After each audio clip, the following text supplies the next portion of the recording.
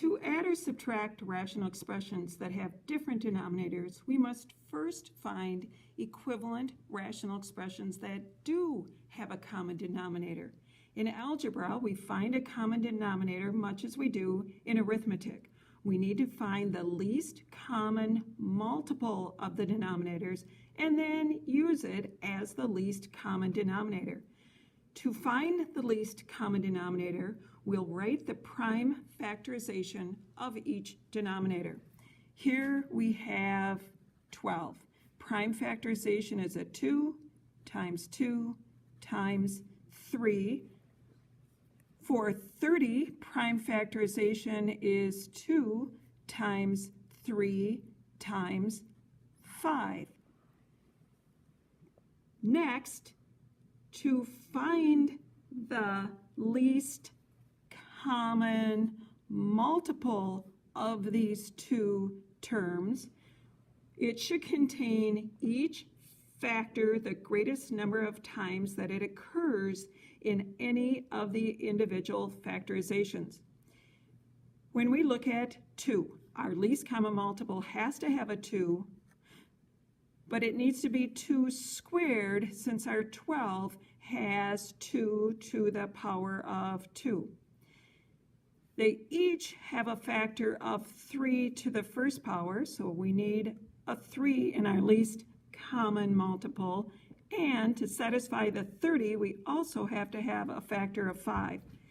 These numbers multiply to give us 60 for the smallest number that 12 and 30 go into evenly. That's the least common multiple.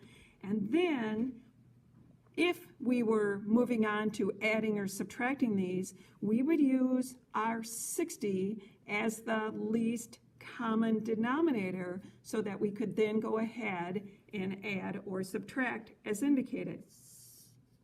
In this next problem, they're asking us to find the least common denominator. We will take each one of the denominators, write it in prime factorization. 15 breaks down into 3 times 5, and we'll leave our b squared as such. 20b in prime factorization is 2 times 10, which is 2 times 5 with our factor of b. The least common multiple, the smallest number of these two denominators, will contain a 2 to the second power, since that's the highest power contained in any of the individual factorizations. It has to contain a 3 so that it satisfies the 15b squared. Each contains a 5, so we only need 5 to the first power.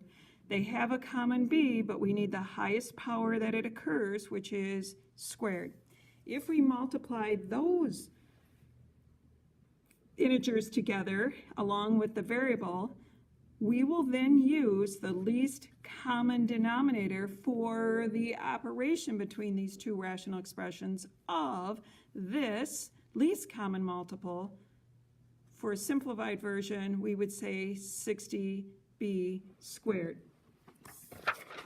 In this example, same thing, determine what that least common denominator is between these two rational expressions. So for this first denominator of x squared plus 3x minus 4, we'll factor it. It factors into two binomials with x in the first term of each. Factors of -4 that add up to be 3 will be a -4 and a +1. This other denominator is a 2-term. Doesn't meet the criteria for a difference of squares. It does, so it'll factor into the square root of the first and the second, 1 a sum and 1 a difference. For our smallest number that each of these denominators goes into, the first one has to have a factor of x minus 4. It also has to have a factor of x plus 1, and this also has a factor of x plus 1. But for the second denominator to also have our smallest multiple, it needs the x minus 1. Again, we only put one x plus 1 because we want our least common multiple and denominator to contain the greatest number of times that a factor occurs. It only occurs to the first power here, and it only occurs to the first power here. So here we have our least common multiple, which, if we had an operation of addition and subtraction, we would then call this our least common denominator that we would use for the operation indicated.